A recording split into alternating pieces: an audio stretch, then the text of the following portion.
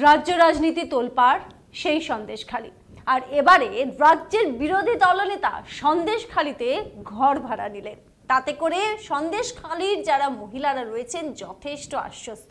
তারা বলছেন কোনো সমস্যায় পড়লে এবার দোরগোড়ায় পাবেন শুভেন্দু অধিকারীকে।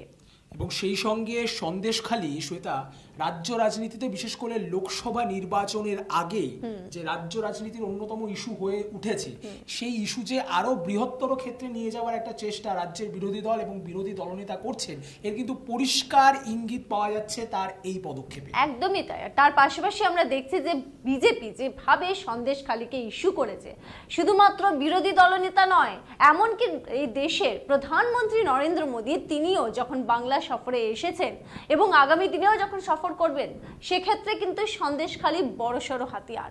আমরা দেখেছি যে যেভাবে যে কথা নরেন্দ্র মোদী এসে বলেছেন বাংলায় দাঁড়িয়ে, যে সন্দেশখালীর যে ঘটনা সেটা দুঃখজনক গোটা ভারতবর্ষের জন্য, এবং তাতে করে সন্দেশখালী এই মুহূর্তে যেভাবে একটা হাতিয়ার হয়ে দাঁড়িয়েছে বিজেপি আসন্ন লোকসভা নির্বাচনে, সেটা যে তারা জিয়ে রাখতে চাইছে তাতে একেবারে কোনো সন্দেহ নেই। একদমই তাই। এবং সর্বভারতীয় ক্ষেত্রেও কিন্তু তৃণমূলকে কোণঠাসা করবার জন্য একই পন্থা নেওয়া হয়েছে।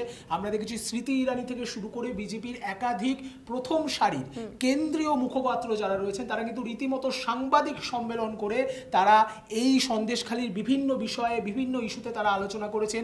বিজেপির কেন্দ্রীয় কমিটির তরফে ফ্যাক্ট ফাইন্ডিং টিম পাঠানো হয়েছে এবং সব মিলিয়ে কিন্তু সন্দেশখালীকে একদিকে যেরকম বলা হচ্ছে নন্দীগ্রাম বা সিঙ্গুর, সেই পর্যায়ে নিয়ে যাওয়ার চেষ্টা করছে রাজ্যের বিরোধী দল, এমনটাই কিন্তু দাবি করছে রাজ্যের শাসক দল অর্থাৎ তৃণমূল কংগ্রেস। একেবারে তাই। ভোল বদলাতে পারে, গোটা রাজনৈতিক যে পরিস্থিতি সেটা বদলাতে পারে সন্দেশখালী, এমনটাই কিন্তু বিরোধীরা বলছেন বারবার।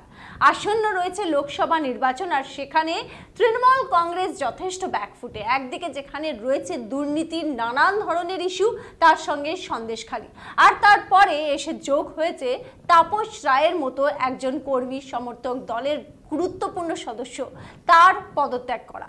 সব মিলিয়ে কিন্তু রীতিমতো কোণঠাসা বা চাপে রয়েছে তৃণমূল কংগ্রেস, এটা বিরোধীরা বলছেন।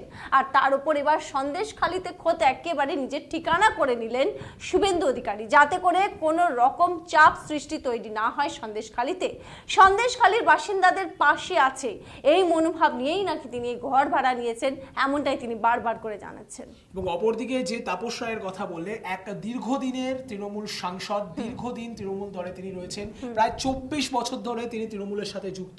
সেই ভদ্রলোক যখন তার জবানিতে বলেন যে সন্দেশখালীর মতো ঘটনাতে তিনি তার বিবেকের কাছে, তার বিবেকের তাড়নায় ভুগছেন, সেক্ষেত্রে কিন্তু প্রশ্ন উঠছে যে তাহলে সন্দেশখালী অদূর ভবিষ্যতে বঙ্গ রাজনীতির একেবারে মোড় ঘোরানো, পট পরিবর্তন করা কোনো একটি ইস্যু হয়ে উঠতে চলেছে। যেমনটা আমরা দেখেছিলাম সিঙ্গুরের ক্ষেত্রে, সেই স্মৃতি যেন কোথাও একটা উস্কে দিচ্ছে সন্দেশখালী। তবে সন্দেশখালীতে বিরোধী দলনেতার গিয়ে থাকা, ঘর ভাড়া নেওয়া, তা আবার যেটা সূত্র মারফত আমরা খবর পাচ্ছি যে ঘরটি তিনি ভাড়া নিয়েছেন সেটা প্রাক্তন একজন তৃণমূলের সদস্যের বাড়ি, এবং সেই বাড়ি ভাড়া নেওয়ার পর রীতিমতো ঘাঁটি গেড়ে কিন্তু শুভেন্দু অধিকারী সেখানে বসছেন, সেটা কিন্তু বলার অপেক্ষা থাকে না। আমরা দেখেছি শেখ শাহজাহান, যাকে শেষমেশ গ্রেফতার করতে বাধ্য হয়েছে পুলিশ, এমনটাই নানান মহল বলছে। তার গ্রেফতারির পর মানুষের মধ্যে যাতে কোনো আতঙ্ক না থাকে, আবার ছন্দে যাতে ফিরে আসে সন্দেশখালী, এমন উদ্দেশ্য নিয়েই কিন্তু এই ঘর ভাড়া, এমনটা বিজেপির পক্ষ থেকে জানানো হচ্ছে। অন্যদিকে যেটা মনে করছেন অন্যান্য দলের সদস্যরা বা রাজনৈতিক মহলের বিশিষ্ট ব্যক্তিত্বরা, যে সন্দেশখালীর এই যে ইস্যু, এটাকে জিয়ে রাখতে চাইছে বিজেপি আসন্ন লোকসভা নির্বাচনে একেবারে মূল হাতিয়ার করে মাঠে ময়দানে নামতে। এই প্রসঙ্গে 2021 সালের নির্বাচনের কথা মনে পড়ে যাচ্ছে শ্বেতা। এই শুভেন্দু অধিকারীর বিরুদ্ধেই নন্দীগ্রামে দাঁড়িয়েছিলেন মমতা ব্যানার্জি, এবং তিনি পরিষ্কার বলেছিলেন তার বাড়ি কলকাতায় হলেও তিনি নন্দীগ্রামে একটি বাড়ি ভাড়া নিতে চান, এবং সেখানে তিনি কিন্তু মাসের একটা অংশ কাটাতে চান। তিনি এই বলেই কিন্তু সেখানে নির্বাচনে নেমেছিলেন, যদিও নন্দীগ্রাম জয় তার হয়নি, এবং সেই সংক্রান্ত একটি মামলা এখনো অবধি তার পেন্ডিং রয়েছে, তার রায়দান প্রক্রিয়া এখনো চলছে। কিন্তু যেটা মনে করা হচ্ছে যে সন্দেশ সন্দেশখালিতে শুভেন্দু অধিকারীর এই একই পদ্ধতি, একই প্রসেস অনুসরণ করা কোথাও না কোথাও গিয়ে যেন নিজেদের যে অস্ত্র, সেই অস্ত্রে ঘায়েল হতে চলেছে তৃণমূল? একেবারে সেরকমটাই কিন্তু ইঙ্গিত পাওয়া যাচ্ছে বলে রাজনৈতিক মহল মনে করছে। তবে এই ঘর ভাড়া নিয়ে থাকা এবং সন্দেশখালীকে হাতিয়ার করে আসন্ন লোকসভায় এগিয়ে যাওয়া, সেটা বিজেপির কতটা পাওনা হয় সেটা কিন্তু আসন্ন যে লোকসভা নির্বাচন তার ফলাফলই বলবে। জনতা জনার্দন মানে আপনারাই বলবেন।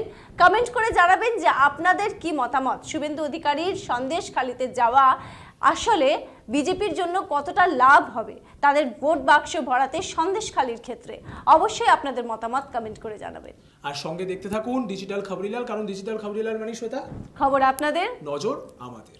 ডিজিটাল খবরিলাল, খবর আপনাদের, নজর আমাদের।